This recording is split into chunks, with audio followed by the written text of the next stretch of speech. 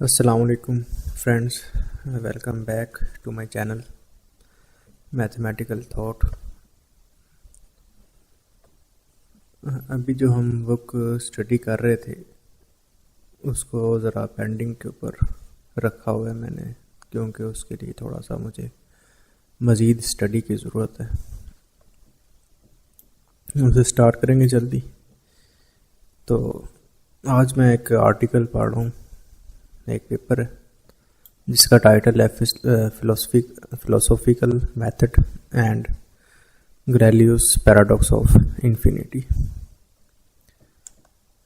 इसमें हम मैथमेटिकल जो कॉन्सेप्ट है, इन्फिनाइट का जो कॉन्सेप्ट है, उसकी प्रोग्रेस के बारे में थोड़ा सा हम स्टडी करेंगे। तो इसमें कुछ बातें हैं, काफ़ी काम की बातें हैं, जो मैंने सोचा आप लोगों के साथ भी शेयर करनी चाहिए। और वैसी बातें हैं कि जो कोई भी बंदा आसानी से समझ सकता है। ओके, तो गैलीलियो का क्या आर्गुमेंट था वो पहले देखते हैं हम। तो क्योंकि हम इन्फिनाइट सेट्स की बात कर रहे हैं, तो असल इशू ये था कि क्या एक इन्फिनाइट सेट दूसरे इन्फिनाइट सेट से बड़ा हो सकता है या नहीं।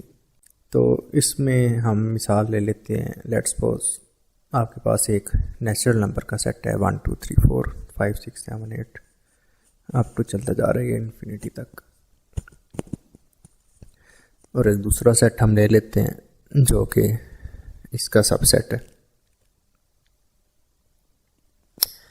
तो सबसेट से मुराद ये है कि जैसे हम इवन नंबर्स का सेट ले लेते हैं जिसमें 2 4 6 8 10, ठीक है,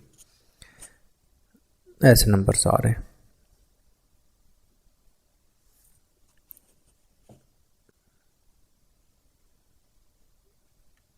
तो क्या ये दोनों सेट्स इक्वल हैं या नहीं इक्वल? तो बज़ाहिर तो यही लग रहा है कि जो इवन नंबर्स का सेट है जिसमें सिर्फ 2 4 6 8 10 ये नंबर्स आ रहे हैं, ये छोटा है, ठीक है। और जो नेचुरल नंबर्स का सेट है ये बड़ा है। लेकिन अकॉर्डिंग टू गैलीलियो ये दोनों सेट्स जो हैं वो इक्वल हैं। गैलीलियो का आर्गुमेंट ये था कि इन दोनों सेट्स के दरमियान में आप 1-1 क्रॉसपोंडेंस बना सकते हो। 1-1 क्रॉसपोंडेंस का मतलब ये है कि आप एक नेचुरल नंबर लो जो सबसे शुरू वाला है यानी कि 1, और उसके क्रॉसपोंडिंग आप 2 को रख दो। इसी तरह आप अगला नेचुरल नंबर लो 2, उसके क्रॉसपोंडिंग आप 4 को रखोगे, ठीक है। तो इस तरह दोनों सेट्स में हम एक 1-1 क्रॉसपोंडेंस बना सकते हैं। तो जब अगर हम किसी भी दो सेट्स में 1-1 क्रॉसपोंडेंस बना सकते हैं तो इसका मतलब तो ये है कि उनकी टोटल तादाद है वो बराबर है। जैसे पुराने ज़माने में जो भेड़ बकरियों की गिनती कैसे करते होते थे, जब वो शाम को वापस आती थी तो वो इसी तरह करते थे, जितनी उनके पास टोटल बकरियां वगैरह होती थी, ठीक है, वो हर बकरी के लिए एक पत्थर अपने पास रख लेते थे। और फिर जब वो वापस आती थी तो वो हर बकरी के लिए अलहदा पत्थर साइड पे रखते जाते थे। तो अगर बकरियों की जो तादाद है, ठीक है, मतलब जब अगर बकरियां जितनी पूरी हो गई तब पत्थर भी अगर कंप्लीट हो गए, ठीक है, तो इसका मतलब ये है कि वो पूरी हैं। लेकिन अगर पत्थर कोई ज़्यादा बच जाते हैं, मिसाल के तौर पे 9 बकरियां वापस आती हैं, पत्थर टोटल 10 थे, तब तो काउंटिंग नहीं होती थी ना। तो क्या होगा, हमारे पास पत्थर एक्स्ट्रा बच जाएंगे, 1-1 क्रॉसपोंडेंस ख़त्म हो जाएगी। जैसी 1-1 क्रॉसपोंडेंस ख़त्म हो जाएगी तो हम कह सकते हैं कि जो बकरियां हैं और जो पत्थर है हमारे पास, इनकी तादाद डिफरेंट है। तो ये हमारे पास एक क्राइटेरिया है कि दो सेट्स कब बराबर हो सकते हैं अगर उनमें 1-1 क्रॉसपोंडेंस हो। तो गैलीलियो ने ये कहा जी क्योंकि इनमें हम वन वन कॉरस्पॉन्डेंस बना सकते हैं तो इसलिए ये दोनों सेट्स इक्वल है। लेकिन इस गैलीलियो के ही एक शागिर्द कह लें, उसने ये नतीजा निकाला कि infinites transcend our finite understanding and the attributes equal, greater and less are not applicable to infinite but only to finite quantities। तो उसने ये बताया जी कि जो हमारे पास ये एट्रीब्यूट्स हैं इक्वल, ग्रेटर और लेस, ये हम इन्फिनाइट के ऊपर नहीं अप्लाई कर सकते। मतलब हम ये नहीं कह सकते कि जी ये पहला इन्फिनाइट दूसरे से बड़ा है, छोटा है या बराबर है। ये सिर्फ और सिर्फ जो हमारे पास फिनाइट क्वांटिटीज़ हैं, जैसे भेड़ बकरियाँ होगी, ये हमारे पास फिनाइट क्वांटिटीज़ हैं, इनके ऊपर हम अप्लाई कर सकते हैं। तो अब हम देखेंगे कि जो गैलीलियो का शागिर्द था उसने उससे क्यों इख्तलाफ किया था, कि इस प्रिंसिपल की बेस के ऊपर उसने इख्तलाफ किया था। तो असल में जो हम इन्फिनिटी की डिस्कशन कर रहे हैं या कंपैरिजन की बात कर रहे हैं दो सेट्स के दरमियान, इसके पीछे हमारे पास बेसिकली दो प्रिंसिपल्स काम कर रहे हैं। जो पहला प्रिंसिपल है वो तो हमने देख लिया है, ठीक है, जो कि ह्यूम्स का प्रिंसिपल है, ठीक है। तो ये प्रिंसिपल क्या कहता है, दोबारा से इसे देख लेते हैं थोड़ा सा। If elements in one set can be put in one one correspondence to elements of another set then both sets have equal number of elements. तो ये ह्यूम्स का प्रिंसिपल है, सिंपल बात है, ठीक है। तो हमने देखा है कि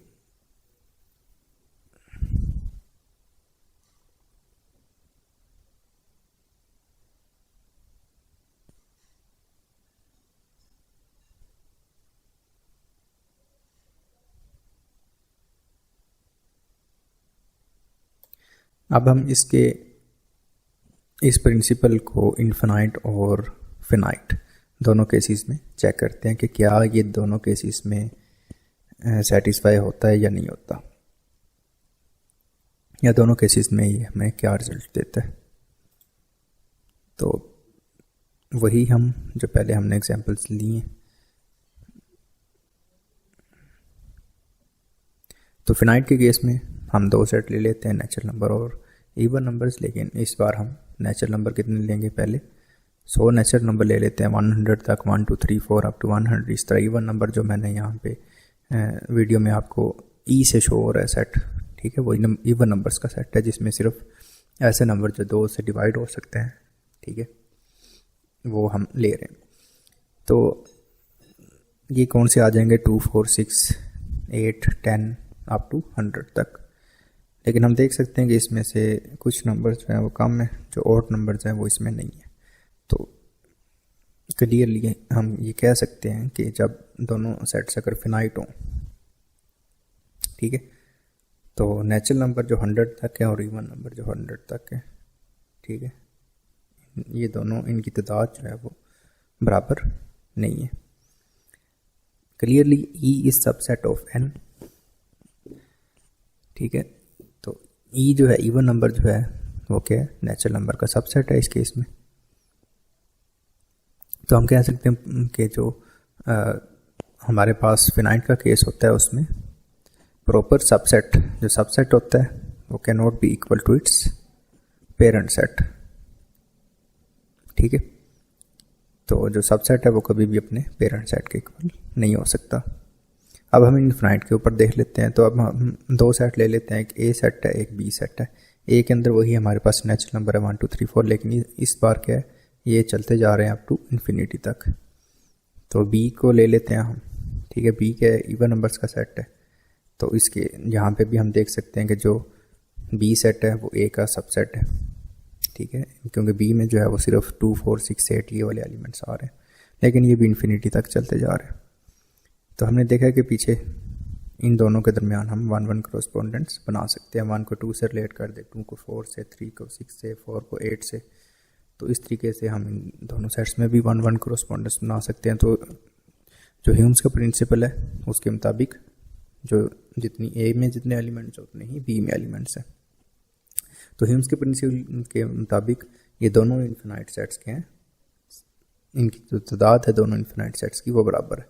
दूसरे लफ्ज़ों में हम कह सकते हैं कि जो इन्फिनिटी ऑफ ए है, ठीक है, इन्फिनाइट सेट ए है, ये इक्वल टू है इन्फिनाइट सेट बी के। इक्वल तो नहीं कहना चाहिए, लेकिन इक्विवेलेंट का टर्म हम यहाँ पे यूज़ कर सकते हैं।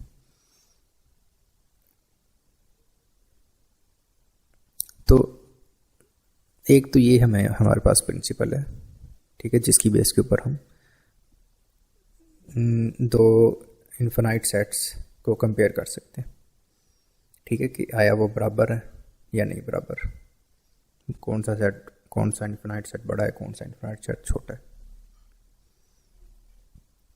तो गैलीलियो जो है था, उसने इस प्रिंसिपल की बेस के ऊपर कहा था कि हमारे पास जो इवन नंबर्स अगर इन्फिनाइट हों और नेचुरल नंबर्स इन्फिनाइट हों, ठीक है, तो ये दोनों अगर इन्फिनाइट हैं तो ये दोनों क्या होंगे, बराबर होंगे।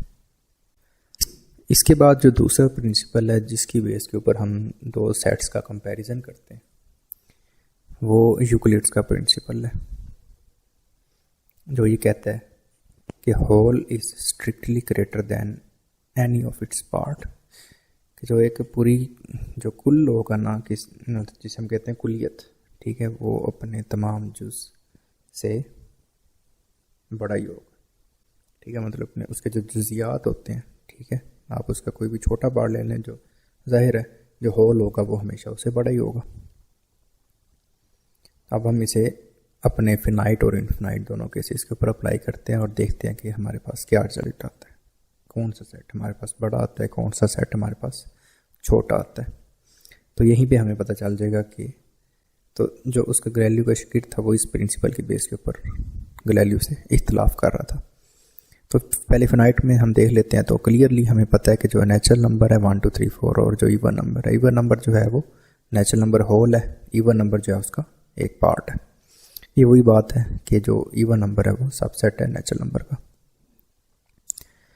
तो इस बेस के ऊपर नेचुरल नंबर क्या होगा, वो होल हुआ, बड़ा हुआ, इवन नंबर छोटा, ठीक है। तो ये तो ठीक है। इस सेट के फिनाइट के केस में तो 1 1 जो पहला प्रिंसिपल था वो भी हमें यही बताता है कि जो नेचुरल नंबर है वो बड़ा है, इवन नंबर का सेट छोटा है। और जो यही प्रिंसिपल है, ठीक है, यूक्लिड्स का प्रिंसिपल, ये भी हमें ये बता रहा है कि नेचुरल नंबर जो है वो बड़ा सेट है, इवन नंबर छोटा सेट है। इसी तरह इन्फिनाइट के केस में आ जाते हैं तो वही सेट लेते हैं, ए और बी ले लेते हैं हम, ठीक है, 1 2 3 4 अप टू इन्फिनिटी तक, बी ले लेते हैं हम 2 4 6 8 अप टू इन्फिनिटी तक। तो हमने देखा था कि जो 1 1 कोरेस्पोंडेंस वाला ह्यूम्स का प्रिंसिपल है उसके मुताबिक जो ए और बी है इन दोनों की तादाद क्या है, बराबर है, क्योंकि दोनों के दरमियान हम 1 1 कोरेस्पोंडेंस बना सकते हैं। लेकिन ह्यूम्स का जो यूक्लिड्स का प्रिंसिपल है कि whole is strictly greater than any of its part, तो हम देख सकते हैं जो सेट बी है वो ए का पार्ट है, क्योंकि बी में जाहिर है 1 2 1 नहीं है, उसमें 3 नहीं है, ठीक है, बाकी एलिमेंट्स हैं सिर्फ इवन नंबर हैं, तो बी जो है वो ए का पार्ट है। तो इसका क्या मतलब हुआ कि A is whole and B is its part, thus b cannot be equal to a and a is greater than b, यानी कि जो a की तादाद है या कार्डिनलिटी है, a की जो इन्फिनिटी है वो b से बड़ी है।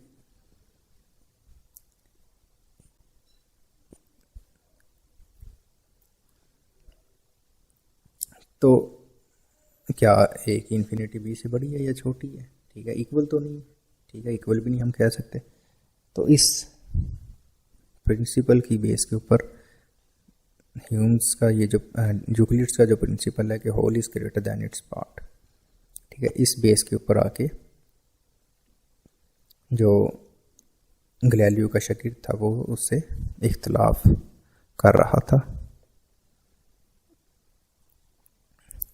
कि गैलीलियो ने जो कहा है कि जो ए और बी दोनों बराबर हैं, ये गलत बात है। तो यहाँ पे हमें एक और क्राइटेरिया मिलता है इन्फिनाइट सेट्स को जज करने का। तो अब तक की हम जो डिस्कशन हमने की है इसकी समरी ज़रा देख लेते हैं और दोनों प्रिंसिपल्स को देख लेते हैं कि वो क्या रिजल्ट दे रहे हैं फिनाइट और इन्फिनाइट के केस में। तो फिनाइट के केस में हमने देखा है कि जो एन और ई दोनों अगर 100 तक ले तो इन दोनों में नेचुरल नंबर और इवन नंबर्स में 1-1 क्रॉसपोंडेंस नहीं बन सकती।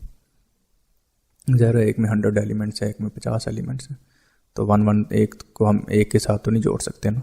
वही जो हम बात की थी शुरू में कि जो पेबल्स कंकड़ियाँ हैं, ठीक है, और भेरें बराबर तो नहीं हो सकती। इस केस में अगर हम 100 भेरें हैं और 50 हमारे पास कंकड़ी हैं, ठीक है, ये 50 भेरें 100 कंकड़ी हैं, तो वो हम एक को एक के साथ मैप नहीं कर सकते। तो 1-1 क्रॉसपोंडेंस के मुताबिक जो n है वो e के बराबर नहीं है इस केस में।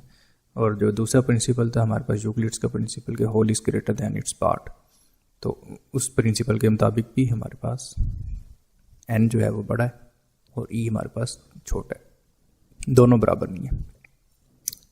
तो क्या होता है कि दो प्रिंसिपल जो है वो सेटिस्फाई, दोनों प्रिंसिपल सेटिस्फाई हो रहे हैं फिनाइट के केस में। इनफिनाइट के केस में देखते हैं, तो इनफिनाइट के केस में हमने देखा है कि दोनों के दरमियान 1-1 क्रॉसपोंडेंस बन जाती है। नेचुरल नंबर्स और इवन नंबर्स अगर हम ले लें, ठीक है, 1-1 क्रॉसपोंडेंस दोनों में बन जाएगी, तो उसके मुताबिक 1-1 पहले प्रिंसिपल के मुताबिक a = b हो जाता है। लेकिन जो यूक्लिड का प्रिंसिपल है वो क्या कहता है? यूक्लिड का प्रिंसिपल कहता है whole is greater than its part, तो उसके मुताबिक a जो है वो बड़ा है, b छोटा है। तो क्या मसला हुआ है कि दोनों प्रिंसिपल्स में क्या आ रहा है? एक कंट्राडिक्शन आ रहा है, दोनों प्रिंसिपल्स में अलग अलग रिजल्ट दे रहे हैं। तो इसका क्या हल निकाला फिर गैलीलियो ने? गैलीलियो ने इसका हमें कोई वाज़ह जवाब नहीं दिया कि जो whole is greater than its part वाली बात है वो इन्फिनिटी के केस में क्यों नहीं रहती। ठीक है, इन्फिनिटी के केस में वो क्यों गलत साबित हो जाती है। तो गैलीलियो ने क्या किया? Galileo throw away the Euclid principle. उसने कहा कि बस ये असूल गलत है, इसने कोई इसकी कोई इतनी ख़ास वाज़ह वजह नहीं बताई थी। ठीक है, तो इसलिए गैलीलियो पहले प्रिंसिपल जो हमें पहले प्रिंसिपल से रिजल्ट मिल रहा है उसकी फेवर में था कि a = b। तो ये जो न्यूमरिसिटी का कॉन्सेप्ट है या इन्फिनाइट सेट्स के ऊपर हमने कंपैरिजन करना है, ठीक है, इसका जो भी कॉन्सेप्ट है अभी तक हमने देखा है, तो ये अनसेटल ही रहा on the question of whether both principles must be held simultaneously in the infinite case, कि क्या हमें दोनों असूलों को कायम रखना चाहिए या एक को थ्रो कर देना चाहिए इन्फिनाइट के केस में। अच्छा जी, तो यहाँ पे मसला एक और भी है था। ठीक है, मिसाल के तौर पे आज हम कहते हैं कि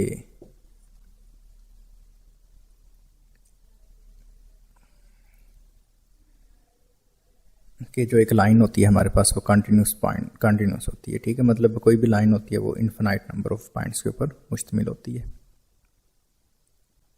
तो एंशिएंट जो ग्रीक्स थे, ठीक है, वो इस चीज़ को एक्सेप्ट नहीं करते थे। उसकी वजह ये क्योंकि लेट्स सपोज हमारे पास एक लाइन है जिसकी लेंथ 5 सेंटीमीटर है, एक दूसरी लाइन है जिसकी लेंथ 10 सेंटीमीटर है। तो अगर 5 सेंटीमीटर वाली लाइन छोटी है, उसमें ज़ाहिर है अगर इन्फिनाइट पॉइंट्स है तो जो 10 सेंटीमीटर वाली लाइन है उसमें क्या होंगे? ज़्यादा इन्फिनाइट पॉइंट्स होंगे। मतलब जो 10 की इन्फिनिटी है, ठीक है, इन्फिनिटी नंबर ऑफ जो पॉइंट्स की इन्फिनिटी है, ठीक है, इन्फिनाइट अमाउंट ऑफ पॉइंट्स जो 10 सेंटीमीटर की लाइन में है वो ज़्यादा है, ग्रेटर है than the infinity of than the infinite number of points in the line 5 centimetre. तो जो ये ग्रीक्स थे, ठीक है, वो इस चीज़ को नहीं ठीक समझते थे कि हम एक लाइन को एक points infinite number of points के तौर पर कहें कि जो लाइन होती है इन्फिनाइट नंबर ऑफ पॉइंट्स के ऊपर मुश्तमिल होती है, नहीं कंट्राडिक्शंस की वजह से। क्योंकि ये कहना बड़ा अजीब है कि आपके पास 2 time infinity is greater than infinity. ठीक है, या हम ये लिखेंगे 2 times infinity is equal to infinity. तो ये बात बड़ी अजीब लगती है, इसलिए उन्होंने इस चीज़ को एक्सेप्ट नहीं किया था।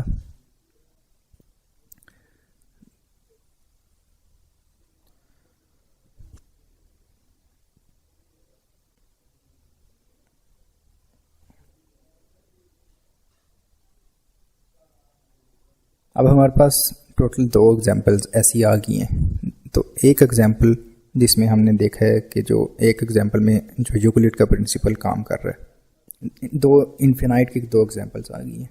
एक तो हमारे पास नेचुरल और इवन नंबर्स की है, उसमें हमने देखा है कि जो यूक्लिड का प्रिंसिपल है वो यही कहता है कि जो इन्फिनाइट नेचुरल नंबर हैं वो ज़्यादा है और इन्फिनाइट इवन नंबर्स कम होने चाहिए।